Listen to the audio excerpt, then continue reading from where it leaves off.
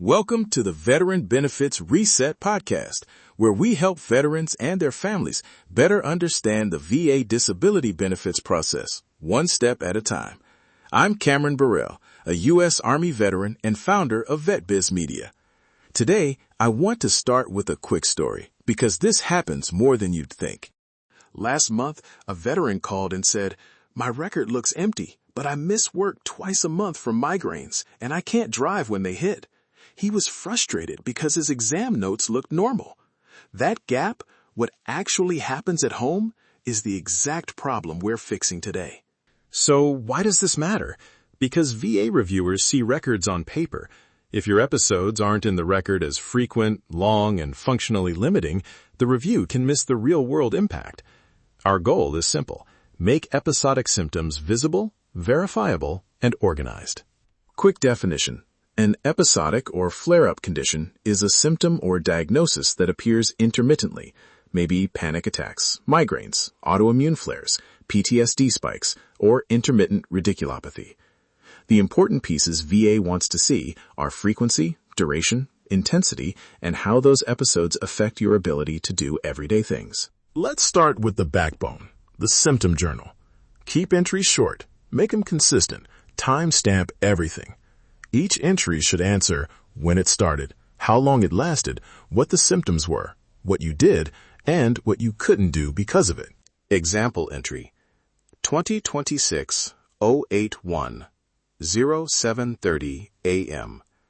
Migraine started after night shift. Severe right side throbbing. Nausea. Light sensitivity. Lasted 18 hours. Missed work. Called supervisor. Took prescribed med. Couldn't drive. Needed help with childcare. What matters most?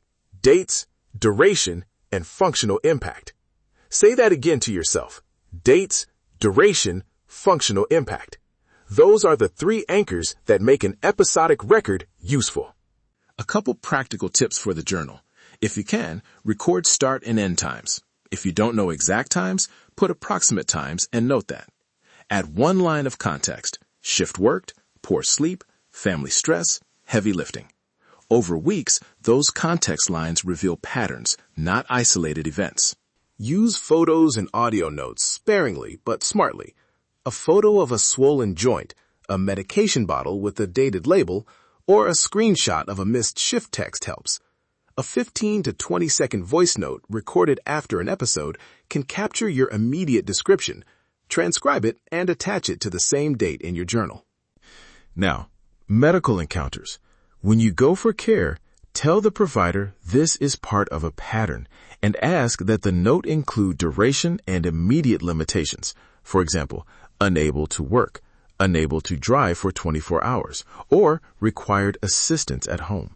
Those specific phrases matter later when someone reviews the record. If you end up in urgent care or the ER, make sure the discharge paperwork is saved and labeled with the date and your symptom journal entry number. Even routine notes can be leveraged if they connect to your documented episodes. Third-party records are underrated. Employer attendance logs, HR memos, and nurse call notes at work. Those things corroborate your account. If a flare causes you to miss shifts, ask HR for an attendance printout or a brief confirmation letter with dates. That's objective support next to your subjective journal. Lay statements are another tool. Ask a spouse, roommate, or supervisor for one short signed paragraph that covers what they observed, dates if possible, the behaviors they saw, and how it affected daily tasks. Specific beats vague. So, on June 12th, he could not get out of bed after a migraine and I drove him to the ER is stronger than he has bad migraines sometimes. A few mistakes I see often. 1, waiting too long to start documenting. 2, writing vague entries like bad day with no details. And 3, keeping the journal but never attaching corroborating records. Start now. Imperfect and consistent beats perfect and late. Organization is the final step, and it's simple if you keep a standard folder.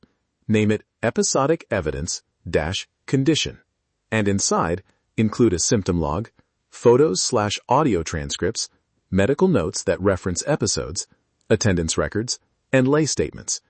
Add an index page with a one-paragraph summary and a quick list of key dates and average duration. That one-page summary is like a table of contents for a busy reviewer. Digital tip. Name files with the date first, 2026-0801_migraine_journal.pdf, so chronological order is automatic. If you use a Notes app, export to PDF monthly and save the PDF in your folder. Consistency makes your packet easy to follow. Linking facts for a claim-ready record.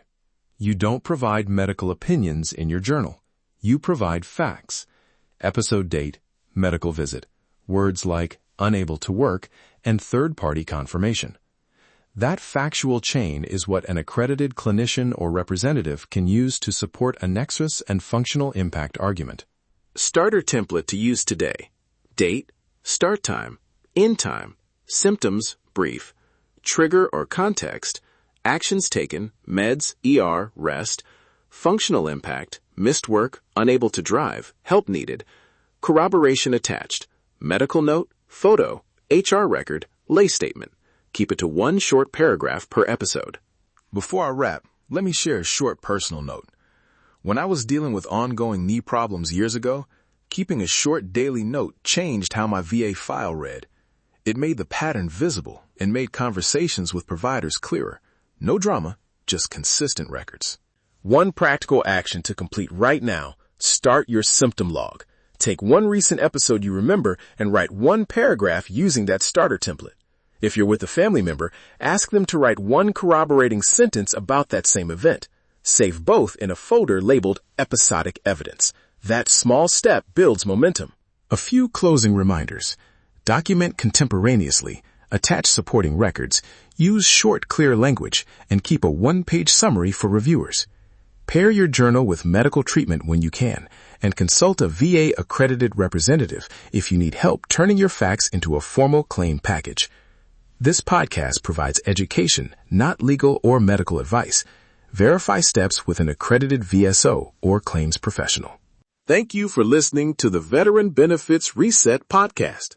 If this episode helped you, follow the podcast, leave a review, and share it with another veteran who could benefit.